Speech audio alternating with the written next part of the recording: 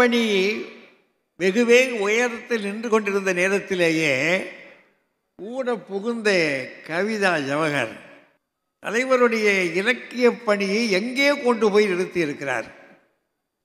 Fidel காஸ்ட்ரோடைய மேஜைக்கு கொண்டு போயாச்சு. எந்த அளவிற்கு அவருடைய இலக்கிய பணி மிகச் சிறப்பாக நின்று கொண்டிருக்கிறது.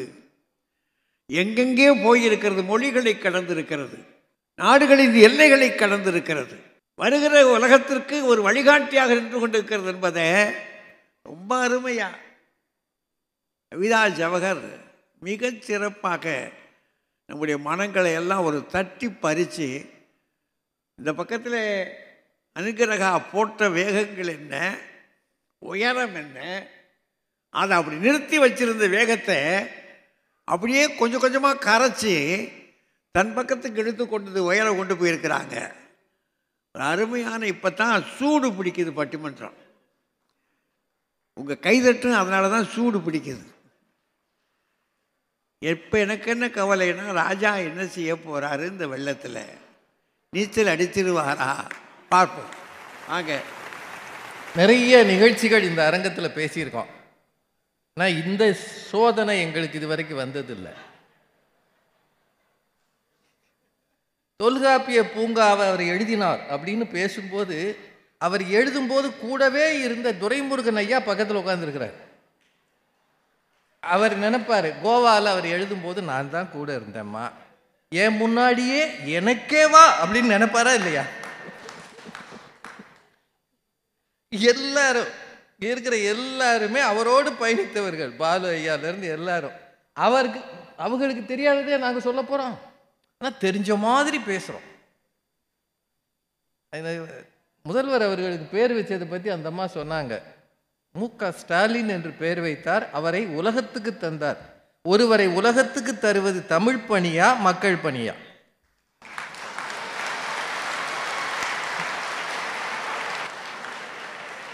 அவர் என்ன செஞ்சிருக்கணும், ஒரு ஏட்டை கையில் கொடுத்து நீங்களும் தொல்காப்பிய பூங்காவை எழுதுங்கன்னு சொல்லியிருக்கணும். இந்த மக்களுக்கு நான் விட்டு சென்ற பணியை தொடர் என்று சொல்லி எப்போது சொன்னாரோ,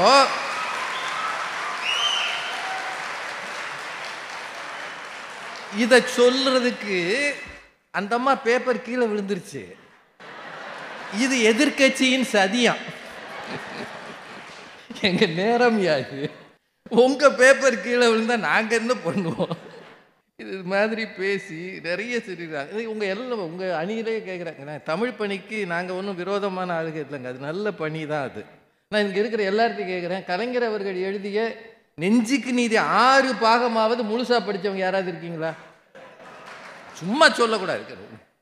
சரி, தொல்காப்பிய பூங்காமா, பொன்னர் சங்கர் முழுசா அது வேணா படிச்சிருப்பீங்க, அல்லது சினிமாவில் பார்த்துருப்பீங்க. எதை முழுவதாக படித்தீர்கள் சார்? ஒரு இயக்கம் என்பது தன்னுடைய பழைய வரலாற்றை மறந்து விட்டால் அதை நெருக்கடிக்கு உள்ளாகும் என்பதை நீங்கள் எத்தனை முறை சொல்லியிருக்கிறீர்கள்?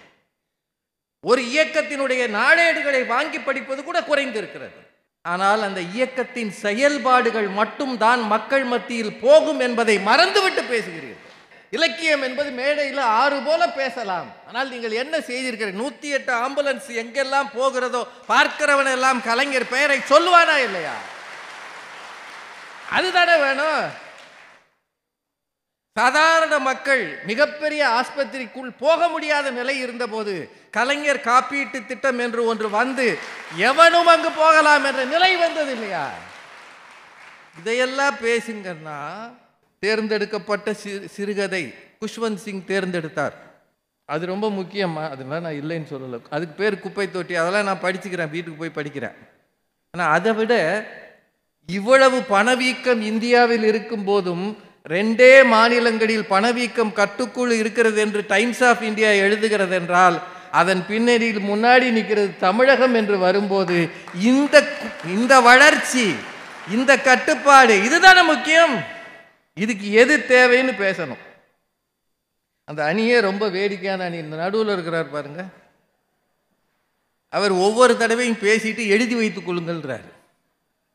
இது என்ன சட்டமன்றமா? பின்னாடியே எழுதி வைத்து அவை குறிப்பிலிருந்து நீக்கிறதுக்கு.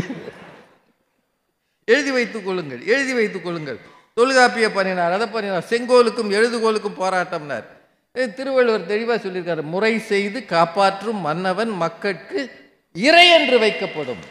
முறை செய்து காப்பாற்றும் மன்னவன் அவதான் இறை என்று வைக்கப்படும். இந்த தொல்காப்பியம்ன்றது திரும்ப திரும்ப சொல்லுங்களே, எனக்கு வாட்ஸ்அப்பில் தான் ஒன்று வந்தது.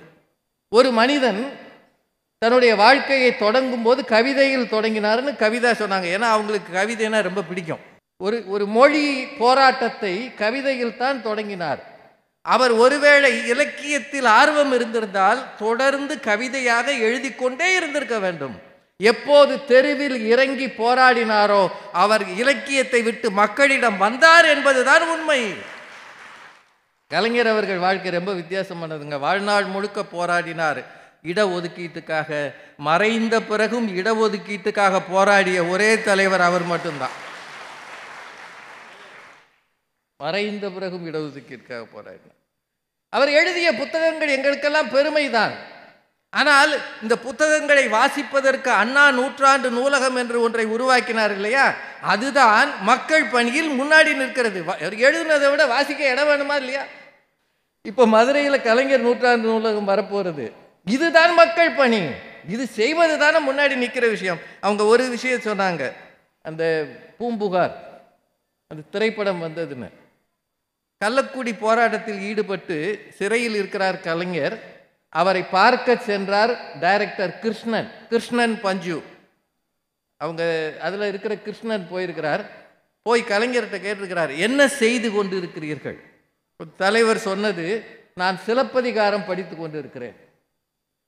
அந்த சிறையில் பார்த்து விட்டு வந்த பிறகு கிருஷ்ணன் சொன்னாராம் பஞ்சு அவர்களை கூப்பிட்டு, கலைஞர் அங்கே சிலப்பதிகாரம் படிச்சுக்கிட்டு இருக்கிறாரு, நிச்சயமாக அவர் வெளியில் வந்த பிறகு பூம்புகாரோ அல்லது கண்ணகியை பற்றியோ ஒரு சினிமா எடுப்போம், எழுதுறதுக்கு இவர் தயாராக இருப்பார் அப்படின்னு சொன்னாராம். ஜெயிலில் போய் மக்கள் போராட்டத்துக்கு போனவர் இலக்கியம் படித்தார். ஆனால் சிலப்பதிகாரம் எல்லாருக்கும் புரியாது, எல்லாருக்கும் போய் சேராது. அதை திரைப்படமாக்கி மக்களுக்கு எடுத்துகிட்டு போகணுன்றதை எங்கே உட்காந்து யோசிச்சார்னா, ஒரு ஜெயிலில் இருக்கும்போது யோசித்தார். ஓடும் பேருந்தில் திருக்குறள்னு நம்ம புலவர் ஐயா சொன்னார். அது அந்த காலத்தில் எங்கள் மாதிரி பட்டிமன்ற பேச்சாளர்கள்லாம் தொடர்ந்து சொன்னது. இவர் யார் அப்படின்னு. அதில் இருக்கிற ஒருத்தர், இவர் தாங்க company bus company owner. Thiruvalluvar படத்தை அப்புறம் ஏன் தாடி வச்சிருக்கிறாருன்னா, கம்பெனி நஷ்டமாயிருச்சு அதனால இது அந்த காலத்தில் பட்டிமன்றங்களில் சொன்னது. ஆனால் யோசிக்கங்க, பள்ளிக்கூடத்தில் ஆசிரியர் சொல்லித் தருவது நிற்கவில்லை. ஆனால் பஸ்களில் இருந்ததை பார்த்த பாமரன் கூட இலக்கியத்தை தெரிந்து கொள்ளும்படி மாற்றினார் இல்லையா? இதுதான் எங்களை பொறுத்தவரை மக்கள் பணி. மக்களிடம் எடுத்து செல்லுங்கள், அதுதான் மக்கள் பணி.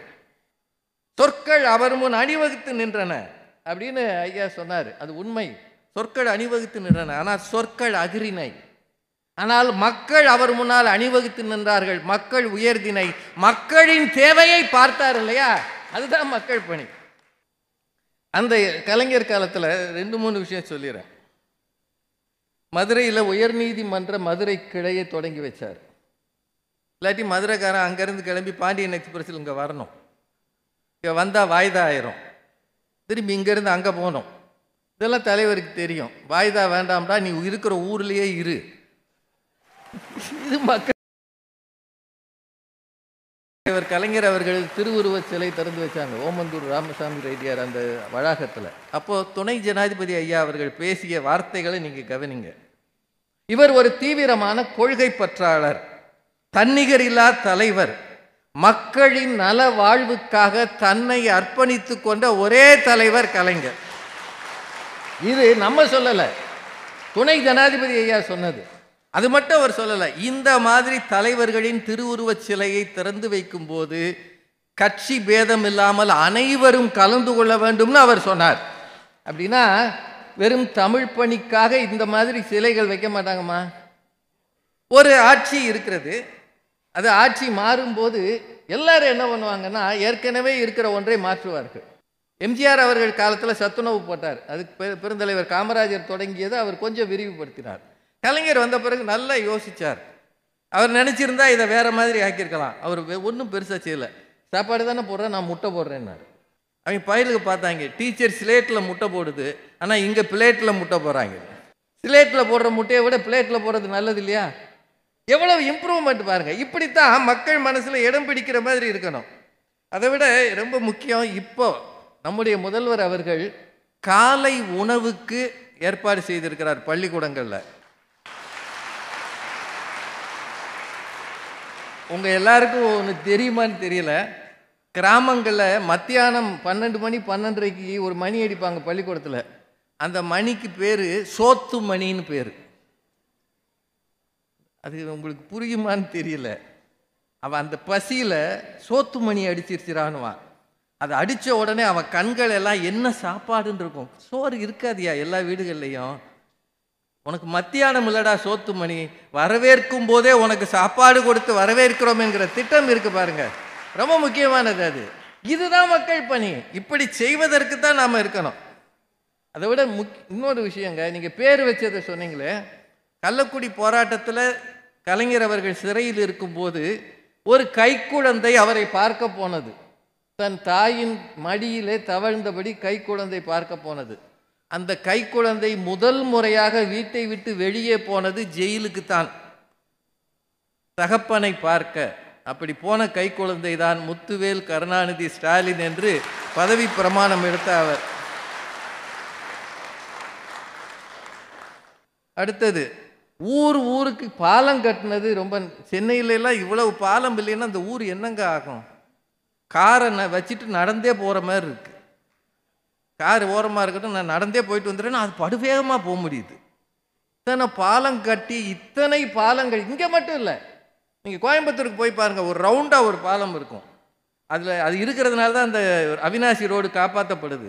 இதெல்லாம் கலைஞர் அவர்கள் காலத்தில் கட்டினது. எங்கே போனாலும் கட்டுமானம் என்றால் அவர் தான். இது எல்லாத்துக்கும் மேலே இந்த உள்நாட்டு விமான நிலையம் இருக்குல்ல சென்னையில், அதுக்கு பெருந்தலைவர் காமராஜர் பெயரையும் இன்டர்நேஷனல் ஏர்போர்ட்டுக்கு பேரறிஞர் அண்ணா பெயரையும் சூட்டுவதற்கு காரணமாக இருந்தவர் கலைஞர் அவர்கள். ஒரே ஒரு செய்தியை சொல்லி நான் நிறைவு செய்கிறேன். பெண்களுக்கான இடஒதுக்கீட்டுக்கு முதலில் 33% கொண்டு வந்தவர் கலைஞர் அவர்கள். தமிழில் படித்தவர்களுக்கு வேலை வாய்ப்பில் முன்னுரிமை கொண்டு வந்தவர் கலைஞர் அவர்கள். ஓய்வூதியவர்களுக்கு பெரிய சலுகைகள் கொண்டு வந்தவர் கலைஞர் அவர்கள். இது மாதிரி நிறைய சொல்லிக்கிட்டே போகலாம். அவர் செய்து விட்டதை தொடர்வதற்கும் மீதம் இருப்பதை முன்னெடுத்து செய்வதற்கும் முதல்வர் அவர்கள் தயாராக இருக்கும்போது, அவர் வெள்ளைத்தாளில் எழுதிய எழுத்துக்களை விட அவர் கெஜெட்டில் போட்ட கையெழுத்து இருக்குல்ல, அதுதான் இந்த தலைமுறையையும் தாண்டி அடுத்த தலைமுறையும் தமிழ் மக்களை கலைஞரை நினைக்க வைக்கும். நூற்றாண்டு காணுகிற அவர் தமிழ் உள்ளவரை நினைக்கப்படுவார். அதற்கு பெரும் காரணம் தமிழ் மக்களுக்கு அவர் செய்த சேவை என்பதை, மக்கள் பணி என்பதை, இவ்வளவு மக்கள் இருக்கிற இடத்துல ஒரு 3 புலவர் சொல்றதை நம்பி, ஏன்னா புலவர்கள் எந்த பக்கமும் பேசுவாங்க, மக்கள் தான் எஜமானர்கள், மக்கள் தீர்ப்பே மகேசன் தீர்ப்பு என்பதை ஐயா அவர்கள் உணர்ந்திருக்கிறார் என்று சொல்லி நல்ல வாய்ப்புக்கு நன்றி கூறி மக்கள் பணியே. நன்றி, வணக்கம்.